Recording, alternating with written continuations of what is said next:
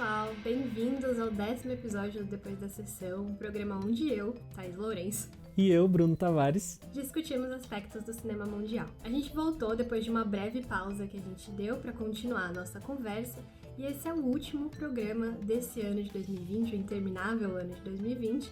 Por isso a gente resolveu voltar com um tema um pouco mais levinho pra gente continuar conversando sobre o cinema. Isso. E se vocês bem acompanham a gente aqui no Depois da Sessão, vocês sabem que nós começamos esse ano falando de Hollywood. Então a gente já falou lá no início do ano, em janeiro, sobre o Coringa, as influências, Todd Phillips. A gente também falou em fevereiro sobre o Oscar. E aí a gente decidiu fechar esse ciclo, né, essa primeira temporada do Depois da Sessão, também voltando a Hollywood, mas dessa vez a gente quer mostrar que nem tudo são flores lá nas colinas de Hollywood. Hoje nós vamos conversar sobre o famigerado Código Hays, que imperou lá no cinema norte-americano durante 30 anos, impôs fortes censuras aí, fortes barreiras criativas para cineastas que a gente conhece tão bem, admira tanto o trabalho. E a gente vai aqui hoje conversar um pouquinho sobre um certo manual, né, Thaís, que a gente pensou aí, um manual de como burlar o Código Hays. Então hoje a gente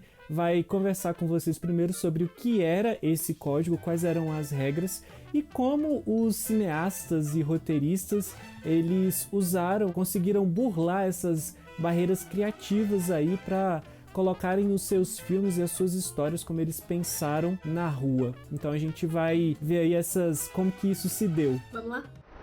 O Código Hays era um nome informal para o Código de Produção Cinematográfica adotado em Hollywood em 1930, mas somente posto em prática a partir de 1934. O código consistia em uma série de regras que deveriam ser seguidas pelos cineastas nos Estados Unidos e que, em decorrência disso, acabaram por moldar a maneira de se fazer cinema no país. As diretrizes contidas ali ficaram vigentes por 30 anos, tempo similar à conhecida Era de Ouro de Hollywood, e acabariam se tornando facilmente reconhecíveis devido ao sucesso dos filmes produzidos nessa época. A era pré-Código Hays vai dos anos 1928 a 1933, e o contraste entre os filmes realizados antes e depois da promulgação do código mostra o impacto da censura no cinema norte-americano. Antes do conjunto de regras, o cenário era menos politicamente correto, e os atores podiam interpretar todo tipo de papéis. Diversos títulos da época apresentam tramas surpreendentemente feministas, com personagens mulheres trabalhando fora de casa e recebendo simpatia e afeto por esse ato. No campo da sexualidade,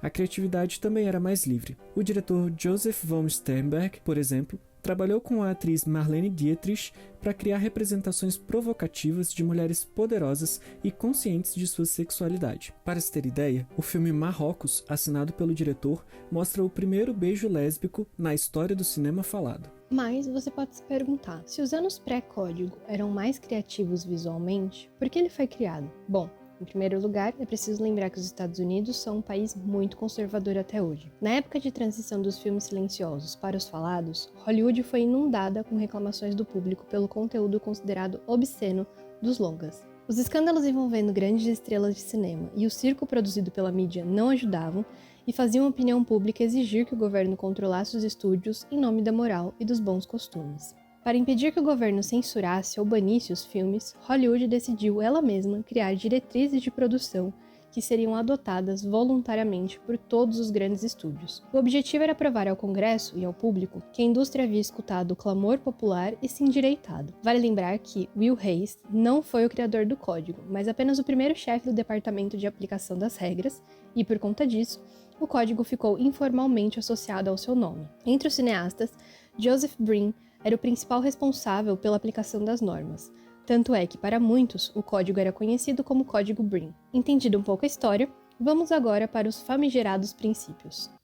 Antes de saber como as regras eram burladas, é preciso entender o que podia ou não podia ser feito. Apesar de ser um conjunto relativamente curto de normas, elas representavam um grande bloqueio criativo para os realizadores, que precisavam achar brechas no código para conseguir contar suas histórias de maneira como imaginavam. 1. Crime e imoralidade serão tratados negativamente. Deixamos de ver a figura do anti-herói por décadas. Se um personagem realizasse um ato considerado imoral, ele precisava ser punido em tela, resultando assim em inúmeros casos de mudanças das histórias originais. É o que acontece na revelação do filme Rebecca, a Mulher Inesquecível.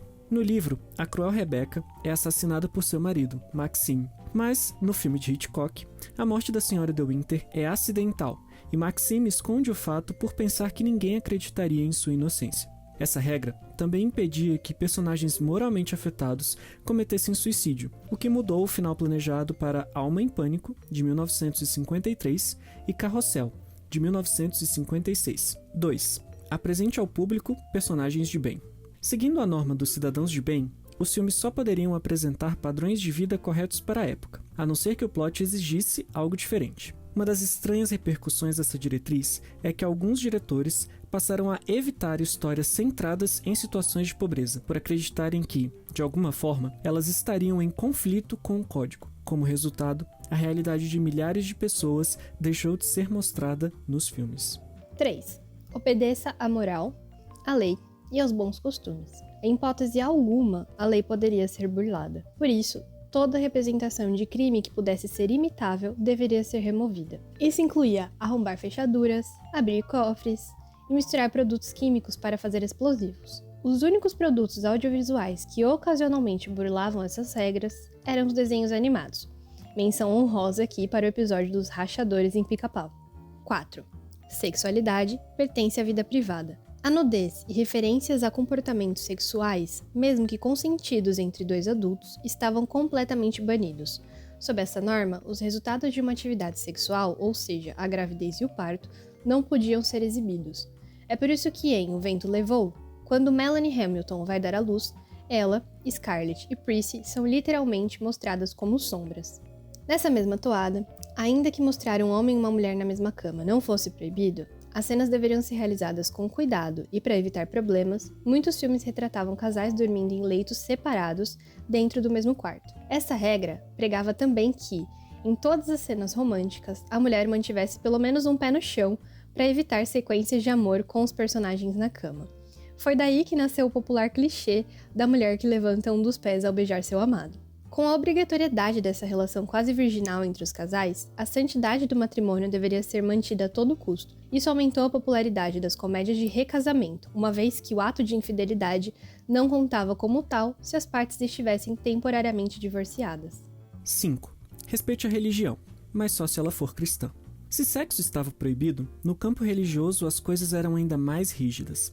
A religião cristã não podia ser ridicularizada de forma alguma. Na prática, isso impedia que a religião fosse retratada como um todo, pelo receio dos diretores de incorrer em erro e ter o filme censurado. Essa diretriz também ocasionava uma troca de carreira em personagens religiosos descritos como problemáticos. Na adaptação do Corcunda de Notre Dame, de 1939, por exemplo, o Monsenhor Frollo se tornou um juiz. Afinal, um membro do clero não poderia ser o vilão. De maneira complementar, a blasfêmia, incluindo o uso da palavra Deus como palavrão ou exclamação, não era permitido. Os diálogos podiam conter a palavra Deus, mas apenas se ela fosse usada de maneira reverente. Essas regras levavam a anacronismos, com personagens supostamente durões, usando eufemismos e expressões do tipo puxa vida. Qualquer palavra mais forte que damn ou droga, numa tradução próxima, era desencorajada. É por isso que a icônica frase de Rhett Butler em E o Vento Levou se tornou Frankly, my dear, I don't give a damn.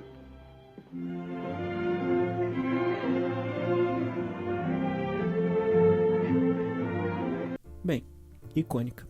Outro filme que conseguiu se safar da censura nos anos finais do Código foi Planeta dos Macacos, de 1968. O grito emblemático de Taylor, God damn you all to hell, ou Malditos sejam todos vocês, foi apresentado aos censores não como uma blasfêmia, mas como uma prece literal do personagem, chamando Deus a condenar a humanidade por destruir a Terra numa guerra nuclear. 6. Seja careta, não use drogas. O uso de drogas, incluindo o consumo de álcool, não poderia ser exibido, a não ser que fosse essencial para o arco narrativo. Na versão mais rígida do código, drogas só eram permitidas se a história tivesse um tom preventivo sobre o abuso de substâncias, ou se o personagem usuário fosse duramente punido. Vale dizer que essas duas exceções só eram válidas para o álcool, já que narcóticos estavam expressamente proibidos, não importando as circunstâncias. 7. A vingança nunca é plena. Nessa intrincada lista de restrições, os filmes não podiam usar a vingança como um tema ou premissa se fossem ambientados na modernidade, porque isso seria visto como uma glorificação da violência. Contudo, o código fazia exceções no caso de narrativas históricas, particularmente se não havia uma lei clara para punir o bandido. Essa é uma das razões pelas quais o western foi o único gênero autorizado a usar a vingança como elemento estrutural do enredo. 8. O amor e o sexo são perversos, o racismo e a homofobia, não. Na esteira do preconceito estrutural, tópicos considerados perversos não eram discutidos ou retratados de nenhuma maneira. Entre esses assuntos estavam relações homoafetivas, interraciais e doenças sexualmente transmissíveis. Os estúdios usaram essa proibição explicitamente racista e preconceituosa como justificativa para excluir atores não brancos. Eles alegavam que o código seria quebrado caso os atores ou personagens de um par romântico fossem de raças diferentes. Um dos inúmeros exemplos de racismo é o da atriz de ascendência oriental Anna May Wong, que foi rejeitada como protagonista do filme Terra dos Deuses, de 1937, porque Paul Mooney, seu par romântico, era branco. Já em A Um Passo da Eternidade, todas as referências à homossexualidade foram cortadas. No livro, os soldados confraternizam com garotas de programa. Já a infertilidade de Karen é atribuída a um aborto, enquanto na história original a condição vem pela contração de gonorreia. 9. EUA acima de tudo. Por último, e um tanto menos importante, o código pregava que a bandeira dos Estados Unidos deveria ser tratada com o máximo de respeito. Outras bandeiras, entretanto, não mereciam tanto cuidado. Enfim, a hipocrisia. Agora que estamos familiarizados com as regras, vamos aprender a burlá-las. Em seu documentário sobre filmes norte-americanos, o diretor Martin Scorsese destacou filmes que utilizaram de sua cinematografia para sutilmente sugerir temas complexos e até mesmo subverter a censura. O mero fato de que o código precisava ser tão rigorosamente reforçado dentro dos estúdios é um atestado da frequência com que diretores e roteiristas resistiam a ele. Passo 1. Utilize metáforas visuais. O que os olhos não veem, o coração não sente. E Alfred Hitchcock, mestre do cinema de suspense e da arte de não revelar, usou o artifício da metáfora visual por semelhança para escapar aos olhos atentos dos sensores do Código Reis. No final de Intriga Internacional, o diretor utiliza a cena de um trem entrando em um túnel para insinuar que houve consumação do ato sexual entre os personagens de Cary Grant e Eva Maria Saint. Passo 2. Encontra as brechas. Em Interlúdio, também de Hitchcock, há uma cena em que Ingrid Bergman e Cary Grant se beijam por um longo período de tempo. A cena, que dura 2 minutos e meio, tem várias interrupções, sem que os personagens se desvinculem do abraço, apenas para que voltem a se beijar. Dessa forma, Hitchcock burla o código que obriga os beijos a terem limite de 3 segundos. Uma outra maneira de burlar o código era trabalhar com adaptações consagradas. Hamlet, por exemplo, foi filmado 1 dúzia de vezes, apesar de ter vingança como tema central. A justificativa é que o texto possuía uma importância artística grande demais para ser censurada. Passo 3. Eufemismos e subtextos podem ajudar. Outra figura de linguagem muito utilizada para enganar as proibições impostas pelo código é o eufemismo, ou seja, a suavização de expressões e palavras. Um dos principais pesadelos do Código Reis era a roteirista, produtora e atriz Mae West. Com suas produções escandalosas, Mae foi uma das primeiras artistas posicionadas a favor do feminismo e dos homossexuais. Escrevendo suas falas, ela conseguia inserir diálogos de duplo sentido para o delírio da audiência. Em Santa Não Sou e Uma Loira para Três, Mae lança provocações comicamente obscenas. Passo 4. Permaneça fora do radar. Filmes de gêneros específicos, como noir e western, geralmente tinham menos problemas com a censura do que os títulos que buscavam uma vaga na cerimônia do Oscar ou os que se enquadravam como épicos históricos ou musicais. Os filmes B também possuíam mais liberdade criativa por não serem levados tão a sério pelos censores, que estavam mais preocupados com as repercussões dos filmes A. Por conta disso, longas como Curva do Destino, de 1945, Império do Crime, de 55, A Marca da Maldade, de 58, Cilada Mortífera, de 58 também, e O Kimono Escarlate, também de 58, possuem um conteúdo mais progressista e interessante. No final dos anos 60, o Código Reis recebeu consecutivos pregos em seu caixão.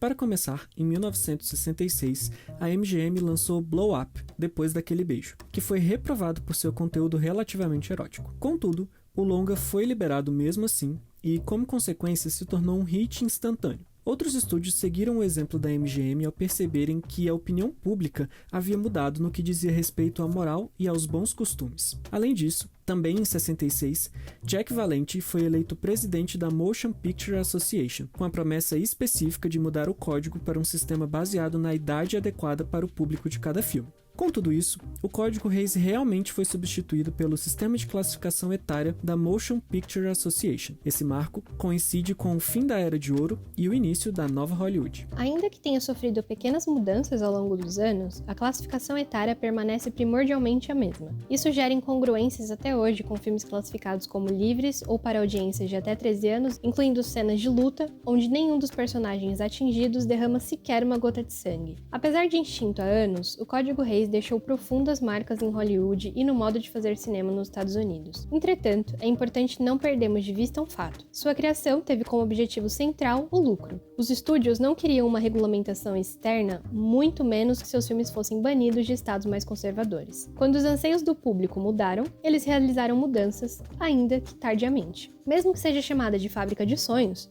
Hollywood é, antes de tudo, uma indústria. E como toda indústria, faz o impossível para ter lucros cada vez mais altos. Mas isso já é um tema para outro vídeo. Bom, por hoje é só, pessoal. A gente termina esse ano com esse tema que a gente considera uma parte muito importante da história de Hollywood, da história do cinema. É um tema muito importante, acabou que não influenciou só as produções de Hollywood, influenciou outras produções pelo mundo. A gente consegue comparar quanto de produção estava feito que não estava seguindo o Código Hays e o quão diferente elas são. E a gente volta no ano de 2021, esperamos que com muita leveza, esperamos estar perto um do outro de novo, que a gente consiga realmente passar por isso para seguir falando de cinema. E se vocês gostaram dessa temporada, a gente espera voltar no ano que vem com mais temas, no formato que a gente gosta, que é o que a gente fica perto. Então, se vocês gostaram dessa temporada, fala pra gente, fala o que vocês gostaram, o que vocês não gostaram. Se tiver sugestão de tema, pode colocar aqui também, a gente tá super aberto, a gente quer entender como que vai funcionar a dinâmica do ano que vem e a gente quer a ajuda de vocês pra isso. Sim, eu acho que eu posso falar em meu nome também, o nome da Thaís, que esse ano foi muito desafiador pra gente. A gente tinha plano inicial para depois da sessão para ser mesmo um encontro presencial, né, um bate-papo entre nós dois, mas devido à pandemia a gente deu uma rearranjada aí, né, no que a gente tava no nosso projeto para esse programa. Mas eu fico muito, muito feliz da gente poder ter conversado aí sobre 10 temas diferentes e ter apresentado a nossa visão aí sobre vários aspectos do cinema mundial. Sobre o Código Hays, eu acho que é importante, né, dizer que apesar de ter essa fiscalização, essas diretrizes tão duras com relação aos filmes, muitos diretores e muitos roteiristas conseguiram burlar esse código.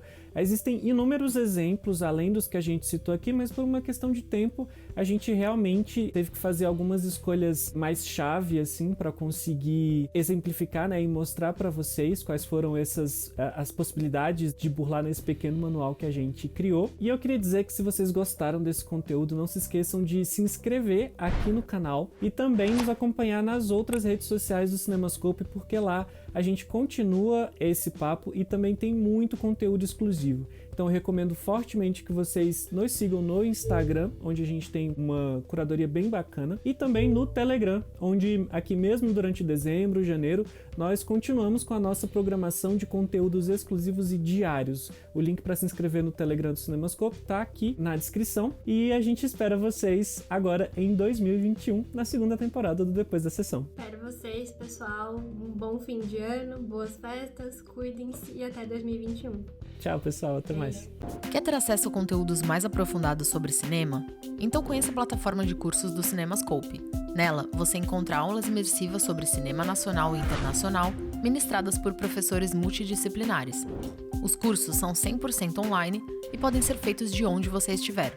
Os alunos também recebem e-books exclusivos e certificados digitais, além de participar de grupos de debate sobre a sétima arte. Faça parte dessa jornada de conhecimento com a gente. O link para saber mais está na descrição.